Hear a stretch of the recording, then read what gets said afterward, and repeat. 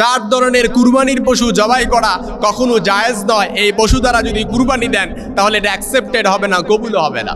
অনেক কুরবানি দাতা আছে কুরবানি পশু নির্বাচন করার ক্ষেত্রে সঠিক পদ্ধতিটা জানে না, বয়স এবং আনুমানিক শারীরিক অবস্থাও না জানার কারণে দৃশ্যমান কিছু দুষ্ত্রুটি যেগুলো আছে পশুর মধ্যে দেখা যায়, কিন্তু এই কুরবানিটা আপনি আদায় করতে পারবেন, জবাই করে গোশতও খেতে পারবেন, কিন্তু এই কুরবানিটা আপনার আদায় হবে না, কবুলও হবে না। নবীজি সাল্লাল্লাহু আলাইহি সাল্লামের ব্যাপারে স্পষ্ট হাদিস আবু দাউদের বর্ণনা এসেছে। নবীজি বলেছেন এই চার ধরনের দোষযুক্ত কোনো পশুর মধ্যে যদি পশু দিয়ে যদি আপনি কুরবানি দেন তাহলে আপনার কুরবানিটা আদায় হবে না।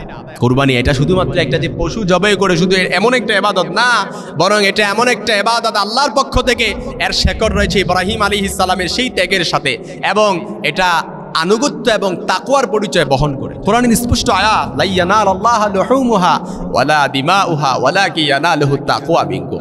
আল্লাহ তাআলা তাকওয়া দেখে, গোশত রক্ত এগুলো কোনো কিছু আল্লাহর কাছে পৌঁছে না।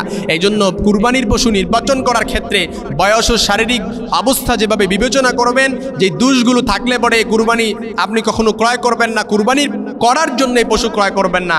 এর এক নাম্বার হচ্ছে যে পশুর চোখ স্পষ্ট অন্ধ হয়। এ ব্যাপারে ফতোয়ার কিতাবে শেখ আব্দুল্লাহ বিন বাজ রাহিমাহুল্লাহ এবং শেখ সালেহ আল উসাইমিন রাহিমাহুল্লাহ ওনারাও বলেছেন যে চোখ স্পষ্ট অন্ধ হয় এরকম যদি চোখের 1/3 কম, যদি কিছু কম দেখে এরকম যদি হয় তাহলে কুরবানি আদায় হয়ে যাবে। কিন্তু এমন যদি হয় 1/3 বেশি যদি সে না দেখে অন্ধ হয় তাহলে তার কুরবানি আদায় হবে না। 2 নাম্বার, যার অসুস্থতা স্পষ্ট, অর্থাৎ এমন অসুস্থ সে ঘোড়ায় ঘোড়ায় হাঁটে, কিংবা যেখানে কুরবানি করবে যেই জায়গায় নিয়ে, অর্থাৎ যেখানে জবাই করবে সেই জবের স্পটেও ওই পশুটা হেঁটে হেঁটে যেতে পারে না, এমন অসুস্থ যদি হয় তাহলে ওই পশু দ্বারা কুরবানি করলে আদায় হবে না। 3 নাম্বার, যার ঘোড়া ভাব স্পষ্ট, অর্থাৎ আপনি ভালো করে বুঝে নেন, এমন একটা পশু বাজার থেকে কিনে আনছেন, গরু কিনে আনছেন, ধরেন গরু কিনে আনার পর গরুর 4টা পা, এই 4টা পায়ের মধ্যে 3 পাশে মাটি দিয়ে, অর্থাৎ মাটিতে পাগুলো লাগিয়ে তারপর হাঁটে, কিন্তু এক পা এটা মাটিতে লাগেই না,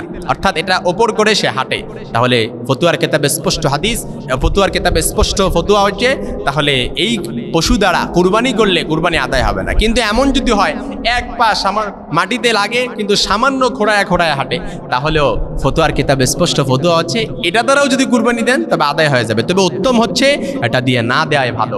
4 নাম্বার হচ্ছে এত দুর্বল যে তার শরীরের মজ্জাও নেই, অর্থাৎ এত দুর্বল হয়ে গেছে।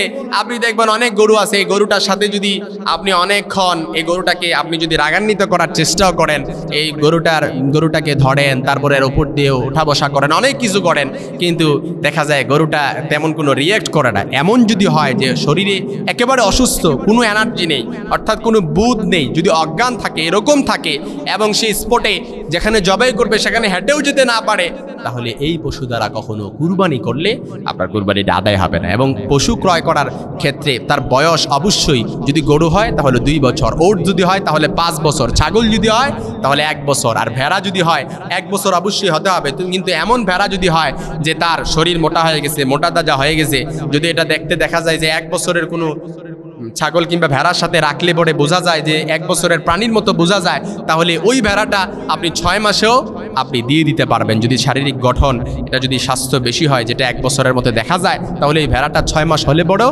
আপনি কুরবানিটা আদায় করে দিতে পারবেন। অবশ্যই কুরবানির করার ক্ষেত্রে, আপনি পশু ক্রয় করার ক্ষেত্রে, পশু নির্বাচন করার ক্ষেত্রে কোনো দোষযুক্ত এবং কোনো অসুস্থ পশু দিয়ে আপনি কুরবানি কখনো আদায় করতে পারবেন না। এটাই স্পষ্ট ফতোয়া এবং নবীজি সাল্লাল্লাহু আলাইহি সাল্লামের হাদিস। এজন্য আল্লাহ তাআলা আমাদের কুরবানিটা যেন কবুল করেন। আমাদের কুরবানি করার ক্ষেত্রে আল্লাহ তাআলা যেন আমাদের আত্মিক যে আত্মত্যাগের যে বিসর্জনের প্রতীকী হিসেবে আল্লাহর সন্তুষ্টির জন্য, সান্নিধ্য পাওয়ার জন্য আমরা যে কুরবানি দিব, এই কুরবানিটা যেন নিট অ্যান্ড ক্লিন হয়, গোজামিল মুক্ত হয়। আল্লাহ তাআলা আরশে আজিমে যে সাথে সাথে যেন কুরবানিটা নক করে, এটা মাকবুল একটা কুরবানির সওয়াব যেন আল্লাহ তাআলা আমাদের আমল নামে পৌঁছায় দেয়, এই বিষয়টা আমাদেরকে অবশ্যই লক্ষ্য রাখতে হবে।